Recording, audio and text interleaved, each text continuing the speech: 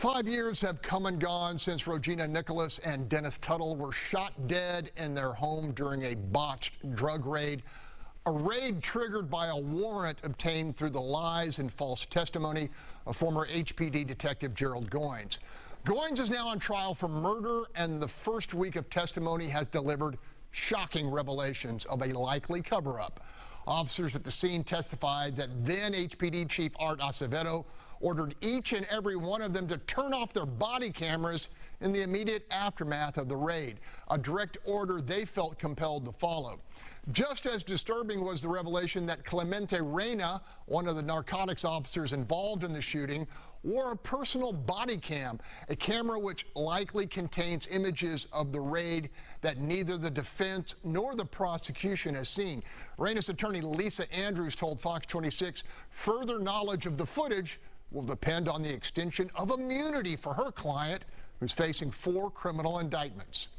They have shown themselves to be very willing to charge people with serious felony crimes with no evidence at all. My client had cooperated. He served the city for 27 years doing a very dangerous job. He served in the military, and for all of that, he got all of these felony indictments that are political in nature.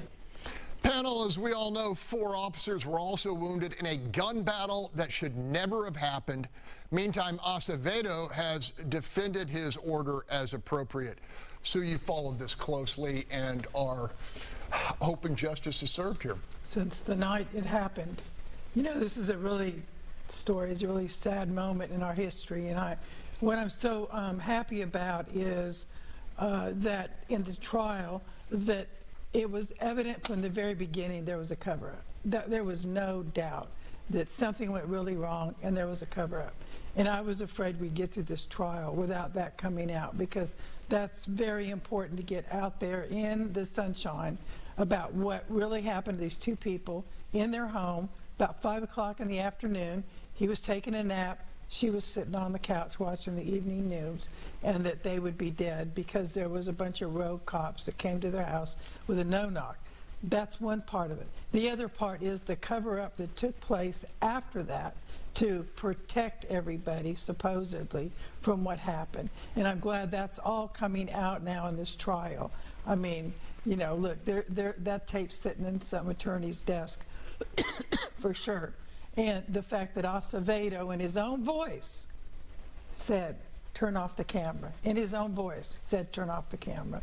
I'm glad that all this is coming forward and that there'll be justice for them. But you're sitting in your home, doing nothing wrong.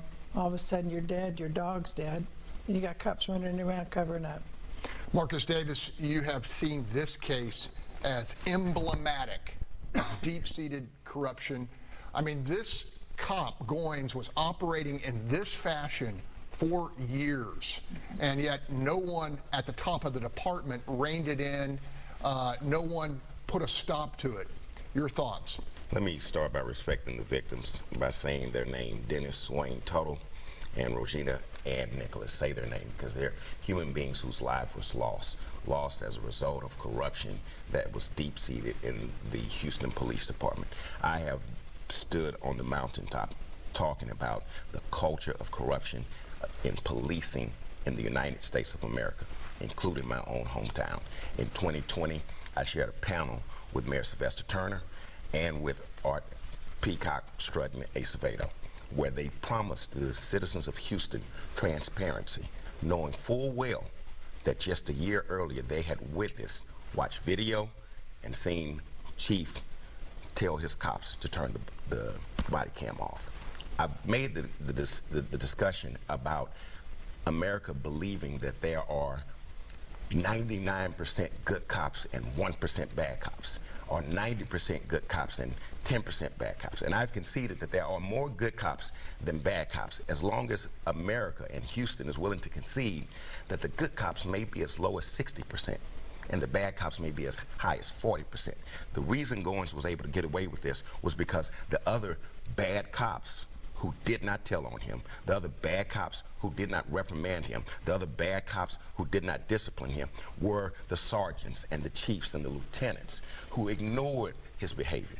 And if we think for 1 second having a chief who would do something like tell his cops to turn their body camera off is insignificant, that is disgusting, because it shows that corruption exists from the top and throughout the department.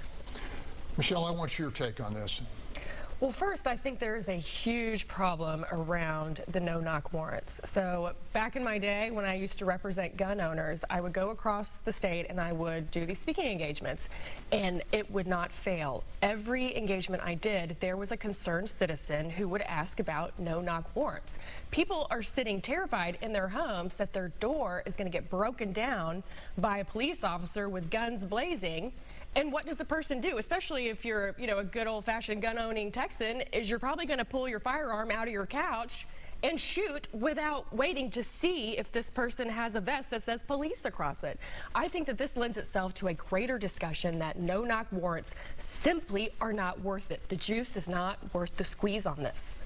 Yeah, and we heard testimony. There was no announcement from the first guy through the door saying HPD, HPD. It was just through the door. No knock is protocol. And there was no gun battle. These cops were shooting against each other. Yeah.